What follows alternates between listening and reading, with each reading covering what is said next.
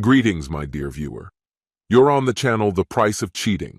The channel is for those who appreciate traditional family values and condemn adultery. So be sure to subscribe to the channel. Let's get started. After 30 years of marriage, Monday evening found me at the kitchen table with my wonderful wife, Katrina, though I affectionately call her Katie. She was preparing a classic dish that filled the air with a mouth-watering aroma. The pan sizzled, and, as if by magic, she managed to bring the cauliflower cheese to a delightful golden brown crust. It was just the way I love it, crispy and delicious. As a side dish, she served the leftover roast beef from the previous night, accompanied by a few tangy pickles. To top it all off, she surprised me with a pint of my favorite beer. I figured it was perfectly acceptable to treat myself to a strong beer on a weekday evening. After all, it's a small pleasure in the grand scheme of life. But having known Katie for 35 years, I could sense a shift in the air.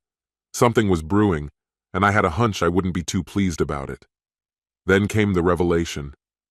"I'm going out for dinner on Friday evening with one of the guys from work," she casually announced. My heart sank for a moment. But before you jump to conclusions, let me clarify. It's just dinner. No romantic involvement or secret affairs, so let's put that idea to rest right now. Still, I wasn't expecting this turn of events, and it left me feeling a mix of surprise and unease.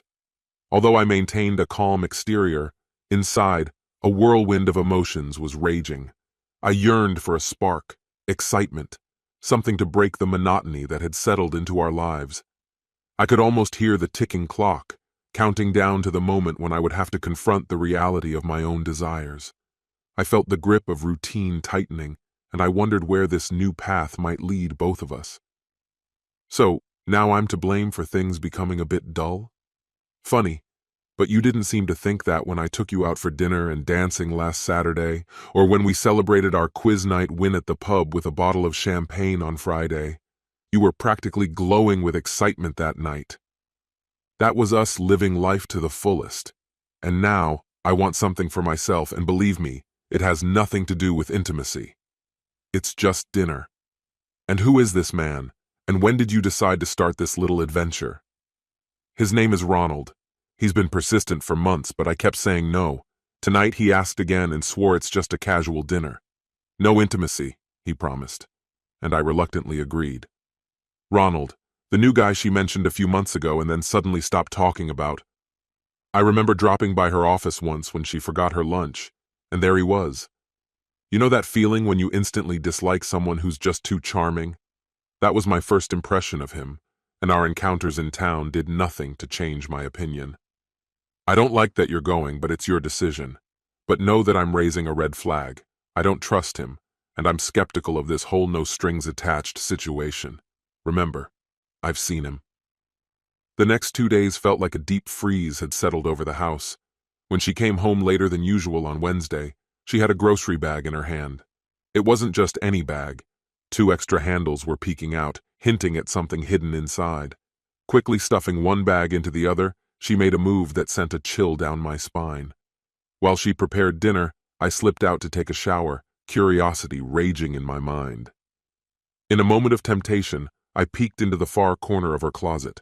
My heart raced when I noticed another bag. Inside it was a stunning satin blue dress and a brand new pair of stockings. I was desperately tempted to take it out and unravel the mystery, but I knew that would reveal my secret discovery. And what if it was a surprise for me? The thought gnawed at me, but skepticism still crept in. Thursday dawned, and I continued with my usual routine. But as soon as I stepped outside, I called in sick to work. I had a mission. The night was bitterly cold, and I was bracing myself for what was to come. She mentioned she would leave early on Friday morning, which meant that by the time I got home after my shift, she would likely already be gone. It hit me. She was probably planning to slip into that seductive dress without me knowing. This was a twist I certainly hadn't expected. The speech was supposed to be delivered earlier than expected, and the tension in the air was palpable. "So, where are you heading for your date?" I asked sharply. "I'm not telling you. You'll just show up and ruin everything," she replied, defiance dancing in her eyes. But I couldn't let it go. "You need to think about what you're doing. Going on a date with another man while you're still married to me, and you don't even want to tell me where you're going? That's unacceptable. With firm resolve, I added, if you leave, I'll make sure you end up on the street. Her expression shifted to one of disbelief. You wouldn't do that. You love me, she countered, her voice tinged with desperation. I love you, I admitted, but do you really want to test that love? She lowered her gaze, visibly tense under the weight of my words. I think your company has a morality policy, right? She asked, a hint of disdain creeping back into her tone. I'll be sure to find out, I replied evenly. But maybe you don't realize that you don't need to take this risk. But I could get fired, she exclaimed, panic evident in her voice. Are you really willing to risk everything? I concluded with finality. I don't expect to be here when you get back if you go on that date with him. Whether or not you end up in bed with him doesn't matter. I saw how my words impacted her. She understood now. The nights were growing colder, the distance between us wider. I started leaving for work earlier, desperately trying to avoid morning confrontations, but always came home sooner than expected. Tonight was no exception. I returned, ready to face whatever awaited me. The car was parked on the street, silently guarding the secrets within. I slipped into the house, wrapped in silence, and waited in the shadows for 15 long minutes after the relentless rain had finally stopped. Eventually, I went upstairs to our bedroom. There she stood, like a vision, in a satin dress that clung to her curves, exuding a charm that took my breath away. So this is why you're leaving so early, I thought. You're hiding this stunning outfit from me. I picked up the discarded stocking package lying on the bed and saw a blush of embarrassment cross her cheeks. So, you didn't plan on sleeping with him, but you're going out dressed like a total seductress. I fought the urge to say something harsher, knowing it might push her away. I still held on to the hope that I could reach her before she slipped out the door. I remembered our evenings at the restaurant, where I would dress in my own blouse, skirt, and tights. No stockings, but Ronald bought those for me. And now, here she is, in a dress that could turn heads. Who paid for this? I asked, feeling the tension rising in my voice. I did, she replied casually, as if it were the most natural thing in the world. With money from our joint account? I asked. Yes, she answered, and there it was, the confirmation that stung. So I paid for this. You used my money. Why are you even seeing him? I asked, disappointment simmering deep inside. I want something real, something exciting. At that moment, the doorbell rang, cutting through the tension. I headed down the stairs, and she followed behind like a shadow. Ronald had arrived, and the look of surprise on his face was almost comical. The atmosphere was thick with uncertainty, and I decided it was time to lay everything on the line. Here's the deal.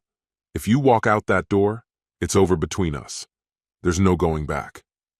That won't work, she replied defiantly. You love me. Ronald, with calm confidence, extended his hand to her. Katie, it's time to make a choice. His words hung in the air, and suddenly the weight of the moment seemed unbearable to her. Taking a deep breath, she stepped onto the porch, leaving me standing in the doorway. I squeezed past them, feeling the weight of the moment pressing down on me. Katrina, I called out, and she turned to face me. From my back pocket, I pulled out the envelope containing the divorce papers, the wedding ring glinting in the light. I slid the ring inside, sealed the envelope, and held it out to her. But she didn't take it. Ronald's hand was still hovering in the air, and I firmly placed the envelope in his palm. I looked up at him and spoke in a steady voice. When you're done with your little escapade, make sure she gets this. And just like that, the air filled with the crackling tension of unspoken words and unresolved emotions as the door closed behind them. As I approached the house, I saw the for sale sign hanging like a ghost of my past, a reminder of the decision I had made. I tore it from its place and pinned it to the post by the fence, a symbolic act of severing ties. Katrina froze in the doorway, her face a picture of shock, her mouth agape as if trying to grasp the reality unfolding before her. I rushed past her, my heart pounding with adrenaline and resolve, and headed inside to pack my things. I slung a backpack over my shoulder and dragged a large suitcase behind me, feeling the weight of my decision with every step. Tossing my belongings into the back seat of my car, I turned to face Katrina and spoke in a calm but firm voice. "I'll be back tomorrow to collect the rest of my things. Just make sure he's not in the house," I said, gesturing toward Ronald. As my words sank in, Katrina collapsed to the floor, tears streaming down her cheeks. "Now you can date and sleep with whoever you want," she sobbed, her voice filled with anguish. Ronald, ever the provocateur, smirked and shoved me aside. "Oh, how sweet," he mocked, clearly reveling in the chaos. But I couldn't let his smug behavior go unchallenged. I was grateful for the cameras capturing every moment, immortalizing Ronald's arrogance for all to see. With a swift motion, I stepped forward and drove my knee into his gut with all the force I could muster. He crumpled to the floor, gasping for air in shock and humiliation, while Katrina lay on the ground, tears glistening in her eyes as she looked at me with a mix of fear and admiration. "Don't mess with me," I warned, my voice low and fierce. "See you tomorrow," I added, before walking out, leaving the chaos behind me. I drove to my parents' house where they awaited my arrival with open arms. It was Saturday, and I returned to the scene, determined to reclaim the remnants of my life. Ronald was nowhere to be found, and for the first time in a long while, I felt a glimmer of hope. Her voice was desperate as she pleaded with me to reconsider.